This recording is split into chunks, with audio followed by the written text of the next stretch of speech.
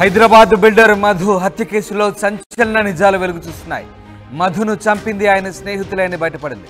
జీడిమెట్లకు చెందిన బిల్డర్ మధుకు 200 కోట్ల ఆస్తి ఉంది. మధుకు 2 కూతుళ్లు ఉన్నారు. మధు చీకోటిరామ్ అనుచరుడు. మధు క్యాసినో ఆడే అలవాటుంది. కల్పన సొసైటీలో ఉండే నిందితులు రేణుకా ప్రసాద్, లిఖిత్, సిద్ధార్థ్ రెడ్డి, వరుణ్తో మధుకు స్నేహం ఉంది. క్యాసినో ఆటలో మధుకు రేణుకా ప్రసాద్ గ్యాంగ్తో స్నేహం కూడా ఉంది. క్యాసినో ఆడదామని తీసుకువెళ్లి మధును దారుణంగా హత్య చేశారు. మధుకు నవరాత్రులు ఘనంగా నిర్వహించే అలవాటు కూడా ఉంది. నవరాత్రుల టైంలో పూజలో మధు చిన్న కూతురు పాల్గొన్నారు. మధు చిన్న కూతురుపై రేణుకా ప్రసాద్ కన్నేశాడు. మధు కూతుర్ని ప్రేమలో దింపాడు రేణుకా ప్రసాద్. మధుకు తమ ప్రేమ విషయం చెప్పి కూతుర్ని ఇచ్చి పెళ్లి చేయమని రేణుకా ప్రసాద్ కోరాడు. అయితే రేణుకా ప్రసాద్తో కూతురు పెళ్లికి మధు ఒప్పుకోలేదు. పెళ్లికి ఒప్పుకోకపోవడంతో రేణుకా ప్రసాద్ కక్ష పెంచుకున్నాడు. ఎలాగైనా సరే మధును హతమార్చాలని నిర్ణయించుకున్నాడు. ఈ మధ్య కూతురికి పెళ్లి సంబంధం కుదిర్చాడు మధు. అయితే ప్రేమను దూరం చేసిన మధును చంపడానికి రేణుకా ప్రసాద్ స్కెచ్ వేశాడు. ముందుగా హైదరాబాద్లోనే హత్యకు ప్రణాళికలు రచించాడు. సుపారీ గ్యాంగ్ను 4 రోజులు హైదరాబాద్లో ఉంచాడు రేణుకా ప్రసాద్. హైదరాబాద్లో హత్యకు పరిస్థితులు అనుకూలించకపోవడంతో క్యాసినో ఆడదామని బీదర్కు తీసుకెళ్లి దారుణంగా హత్య చేయించాడు రేణుకా ప్రసాద్. మొత్తం మీద మధును ఆయన స్నేహితులు హత్య చేయించినట్టుగా బయటపడింది. మధు హత్య విషయంలో సంచలన నిజాలు వెలుగు చూస్తున్నాయి. మా ప్రతినిధి పెట్రిషియా లైవ్లో జాయిన్ అవుతున్నారు. పెట్రిషియా, బిల్డర్ మధు హత్య కేసులో సంచలన విషయాలు వెలుగు చూస్తున్నాయి. దీనికి సంబంధించిన అప్డేట్స్ ఏంటి, అసలు ఏం జరిగింది? ఎస్, రియల్ ఎస్టేట్ వ్యాపారి మధు హత్య కేసులో సంచలన విషయాలు బయటకు వస్తున్నాయి. మధుకి సుమారుగా 200 కోట్ల ఆస్తుంది. అదేవిధంగా చిక్కోటి రామ్ ఎవరైతే హత్య చేయబడ్డాడో అతని అనుచరుడు, చాలా ఆప్తుడు అని కూడా పూర్తిగా అయితే తెలుస్తుంది. వీళ్ళందరూ కూడా ఏదైతే వార్తలు వస్తున్నాయి క్యాసినో వల్ల చనిపోయారని ఏదైతే వార్తలు వస్తున్నాయో అవన్నీ కాదు.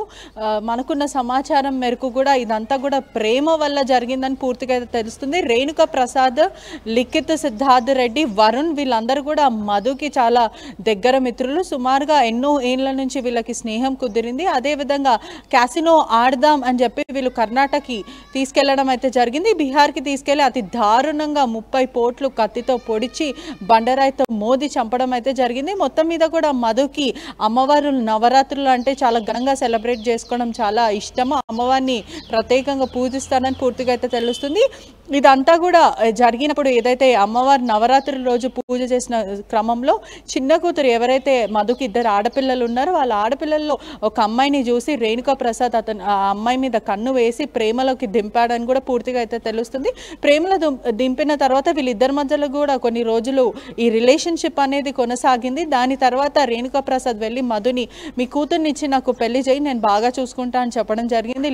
లేదు మీ ఇద్దరికి చాలా మటుకు 10 నుంచి 15 సంవత్సరాల ఏజ్ డిఫరెంట్ ఉంది, నేను ఖచ్చితంగా ఒప్పుకోను అని కూతురికి మరో సంబంధం నిశ్చయం చేశాడని కూడా పూర్తిగా తెలుస్తుంది. దాని తర్వాత కూడా ఇతను చాలాసార్లు మధుకి చెప్పే ప్రయత్నం చేశాడు. అయినప్పటికీ కూడా మధు వినకపోవడంతో పూర్తిగా ఒక 4 రోజుల పాటు చంపుదాం అనే ఒక కసితో ఉండే అని కూడా పూర్తిగా అయితే తెలుస్తుంది. మొత్తం మీద కూడా ఒక సుపారీ గ్యాంగ్ని కర్ణాటక నుంచి సుమారుగా 1 నుంచి 1.5 మంత్ వరకు ఇక్కడ దింపాడు. ఇక్కడ ఏది కూడా అనుకూలంగా లేదు, చంపలేని పరిస్థితి ఉంది. చుట్టుపక్కన ఎప్పుడు మధు చుట్టుపక్కన మనుషులు తిరుగుతున్నారు అనే ఉద్దేశంతో అతని క్యాసినో ఆడదాం, వీళ్ళందరికీ కూడా పత్తాలు ఆడడం, ఏదైతే కార్డ్స్, క్యాసినో, పార్టీస్ చేసుకోవడము, అదేవిధంగా మద్యం సేవించడం, ఇవన్నీ కూడా ఒక high life, chill, luxurious, lavish life బతకడం వీళ్ళందరికీ కూడా అలవాటు అని కూడా పూర్తిగా తెలుస్తుంది. కార్డ్స్ ఆడదామని చెప్పి తీసుకెళ్లడం అయితే జరిగింది. తీసుకెళ్లిన దాని తర్వాత అక్కడ మా ప్రేమని కాదంటావా, మేము ఎంతో గానంగా ప్రేమించుకున్నాం, నీ వల్లనే నాకు తను దూరం అయిపోయింది అని ఒక కసితో అతని పగతో చంపడం అయితే జరిగింది. బండరాయితో మోది చంపారు. 30 పోట్ల వరకు కత్తితో పొడిచి చంపడం అయితే జరిగింది. ఇదంతా కూడా ఒక ప్రీ ప్లాన్ స్కెచ్ అని పూర్తిగా అయితే తెలుస్తుంది. చంపే ముందు కూడా చాలా మందికి అక్కడ ఏరియాలో ఉన్న చింతల్ జీడిమెట్ల ఏరియాలో ఉన్న కొంతమంది ఏదైతే గల్లీలో ఉంటున్న చిన్న స్టూడెంట్స్కి వీళ్ళందరికీ చెప్పడం జరిగింది, నేను మధుని ఖచ్చితంగా చంపుతాను, మా మమ్మల్ని విడగొట్టాడు, మా ప్రేమని కాదన్నాడు అని ఒక కసితో చెప్పడం అయితే జరిగింది. చంపిన తర్వాత కూడా ఆ ఏరియాలో ఉన్న శివసాయి అనే ఒక వ్యక్తికి కూడా చెప్పడం జరిగింది. సుమారుగా 4:30 ఆ సమయంలో కాల్ చేసి మేము మధుని చంపాము, బెయిల్ మీద మళ్ళీ తిరిగి వస్తాము, ఎవరేం మమ్మల్ని పీకలేరు, నా ప్రేమని కాదన్నాడు, వాడు ఎలా కాదంటాడు అనే ఒక కసితో అగ్రెసివ్ బిహేవియర్తో చెప్పడం అయితే జరిగింది. మొత్తం మీద కూడా అక్కడ కర్ణాటకలో చంపే ప్లాన్ వేశారు. సుపారి గ్యాంగ్ని దింపినప్పటికీ కూడా ఇక్కడ వర్కౌట్ అవ్వక అక్కడికి వెళ్ళిన తర్వాత ఈ నలుగురు కలిసి చంపడం అయితే జరిగింది. దాంట్లో వరుణ్ అన్న వ్యక్తి కూడా చాలా చిన్న అబ్బాయి, సుమారుగా 18 నుంచి 20 సంవత్సరాలు ఉంటాయని కూడా పూర్తిగా అయితే తెలుస్తుంది. మొత్తం మీద కూడా అక్కడ ఆల్రెడీ అడ్వకేట్ని కర్ణాటకలో ఉన్న ఒక అజిత్ అని ఒక లాయర్ని కూడా వీళ్ళు మాట్లాడుకున్నారు. ఈ ప్లాన్లో సుమారుగా 18 నుంచి 20 లక్షలు చేతిలో పెట్టుకొని నేను బెయిల్ మీద రిలీజ్ అవ్వాలి, ఇతన్ని చంపాలి అని ఒక కసితో, ప్రేమను కాదన్న ఒక కసితో లాయర్ని ఆల్రెడీ మాట్లాడుకొని అక్కడ కర్ణాటక పోలీసులు ఎవరైతే బీదర్ పోలీసులు ఉన్నారో వాళ్ళని కూడా మేనేజ్ చేసే ప్రయత్నం చేశాడని కూడా పూర్తిగా తెలుస్తుంది. ఇక్కడ మాత్రం జీడిమెట్ల పోలీసులకి ఎటువంటి ఇన్ఫర్మేషన్ కూడా పూర్తిగా లేదని తెలుస్తుంది. ఆర్టీవీ వాళ్ళని సంప్రదించే ప్రయత్నం చేశారు.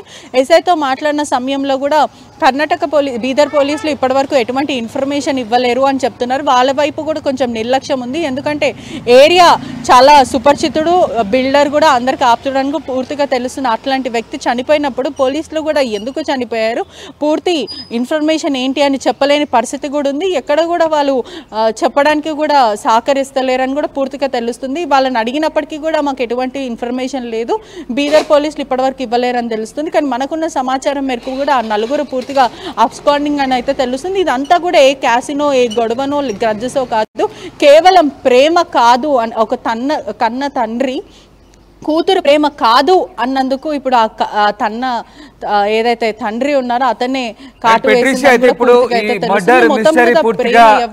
అనుకోవచ్చా? దీనికి సంబంధించి మరి నిందితుల్ని పోలీసులు అదుపులో ఉన్నారు ప్రస్తుతానికి? ఖచ్చితంగా మర్డర్ మాత్రం ప్రేమ లవ్ స్టోరీ కోసమే జరిగిందని పూర్తిగా అయితే తెలుస్తుంది. ఇంకా ఎవరైతే నిందితులు ఉన్నారో వాళ్ళైతే ఇప్పటివరకు దొరకలేరని తెలుస్తుంది. పోలీసుల అదుపులో అయితే లేదు. ఒకవైపు బీదర్ పోలీసులు వాళ్ళ కోసం గాలిస్తున్నారు, అదేవిధంగా జీడిమెట్ల పోలీసులకు మాత్రం వాళ్ళ నిర్లక్ష్యం అని చెప్పొచ్చు. ఎందుకంటే ఇప్పటివరకు ఏం జరిగిందో కూడా వాళ్ళకి పూర్తిగా సరిగ్గా ఇన్ఫర్మేషన్ ఇవ్వలేని పరిస్థితి ఉందని కూడా పూర్తిగా అయితే తెలుస్తుంది. మొత్తం మీద కూడా ప్రేమ వ్యవహారం అని అయితే క్లియర్గా తెలుస్తుందని కూడా చెప్పొచ్చు. Right, yes, thanks for the update Patricia. ఇది మొత్తం మీద బిల్డర్ మధు హత్య కేసులో మిస్టరీ వీడుతోంది. కల్పన సొసైటీలో ఉండే నిందితులు రేణుకా ప్రసాద్, లిఖిత్, సిద్ధార్థ్ రెడ్డి, వరుణ్తో మధుకు స్నేహం ఉంది. మధు కూతురుపై కన్నేసిన రేణుకా ప్రసాద్ ఆమెను దూరం చేశాడనే నేపంతో మధును మట్టుబెట్టాలని చూశాడు.